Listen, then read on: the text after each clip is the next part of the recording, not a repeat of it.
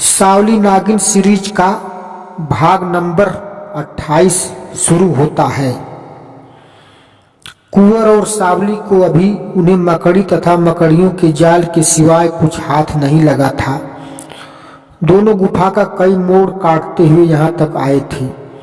दोनों कहीं रुक नहीं रहे थे, वे आगे बढ़ते ही जा रहे थे।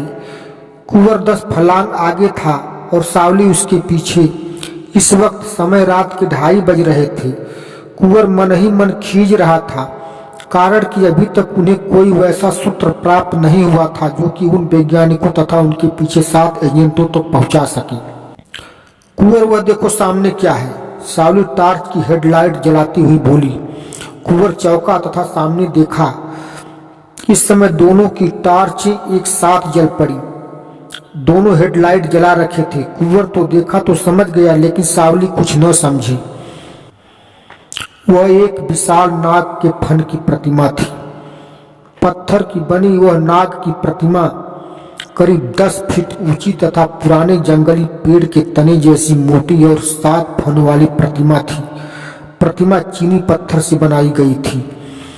वह इस गुफा के नाग बाबा की मूर्ति है सावली। कुंवर मूर्ति के समीप पहुंचकर बोला, वह रहस्यमयी फोन जो मेरे पास आता है, वह इसी नाग बाबा की आत्मा बोलता है अपने आप को।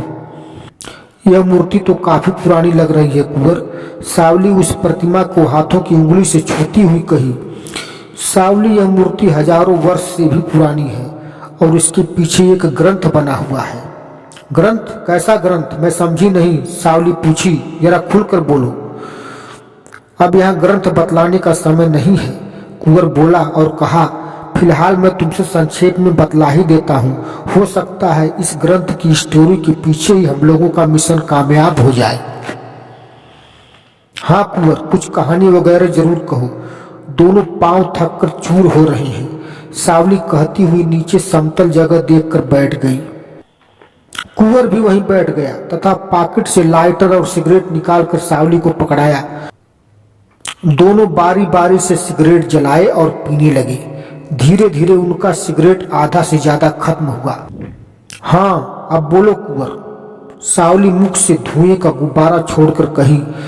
कैसी ग्रंथ वाली बात बोल रहे थे सावली? कुंवर बोला, ग्रंथ की बात यह है कि सब्रस्तान के द्वारा यह मूर्ति हजारों वर्ष पूर्व की बिठाई गई है। वर्तमान में वहां का राजा गोपीनाथ है। सब्रस्तान की गद्दी पर इस वक्त गोपीनाथ विराजमान है, लेकिन हजारों वर्ष पहले गोपीनाथ का पूर्वज जोगुनाथ सब्रस्तान का शासक था। उसी समय एक रोज जोगुनाथ के इकलौते पुत्र भंवरनाथ को एक जहरीले नाग ने डस लिया। राजकुमार भंवरनाथ की मृत्यु हो गई। दूर दूर से झाड़ फूक करने वाले बुलाए गए, मगर कुछ हल न निकला। राजा जोगुनाथ चिंतित हो उठा। अंत में हमारे देश इंडिया से एक झाड़ फूक करने वाला बुलाया गया। वह इंडिया का तांत्रिक अपने मंत्र जाप द्वारा उस नाग को बुलाया। कहता हुआ कुंवर सिगरेट बुझाकर फेंक दिया और बोला, उस नाग ने भंवरनाथ के जिस्म से सारा जहर खींच लिया। भंवरनाथ जी उठा, लेकिन राजा जोगुनाथ गद्दारी कर बैठा। वह इंडियन तांत्रिक के लाख मना करने पर भी नहीं माना। उसने उस नाग को अपने सैनिकों द्वारा खंड खंड करवा दिया। उसके सैनिक तलवारों से उस नाग के टुकड़े टुकड़े कर डाले। आगे क्या हुआ कुंवर? सावली पूछी। फिर सब्रस्तान में आफत टूट पड़ी। कुंवर बोला, तमाम लोग सांपों के कहर से मरने लगे, यहाँ तक कि सांपों के डसने से उनके जानवर भी दम तोड़ने लगे। जोगुनाथ को भारी दुख हुआ।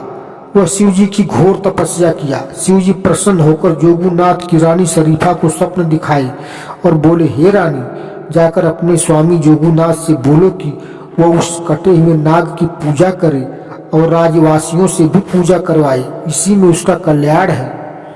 फिर वही हुआ। राजा जगह जगह मंदिर बनवाया। सभी मंदिरों में इसी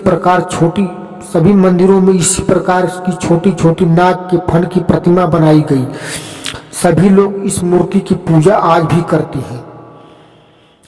वहां तमाम कैलेंडर, फोटो, अंगूठी, गहने, ताबीज तथा धार्मिक किताबों पर इसी नाग की तस्वीर देखने को मिलती है। वहां का सबसे मोटा ग्रंथ वेद, जिसमें इसी नाग के बारे में लिखा गया है।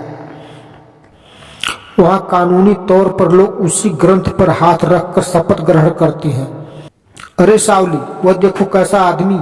स्टोरी बताते समय कुंवर को एक इंसानी साया दिखा। अब आगे की कहानी अगले एपिसोड में सुनेंगे।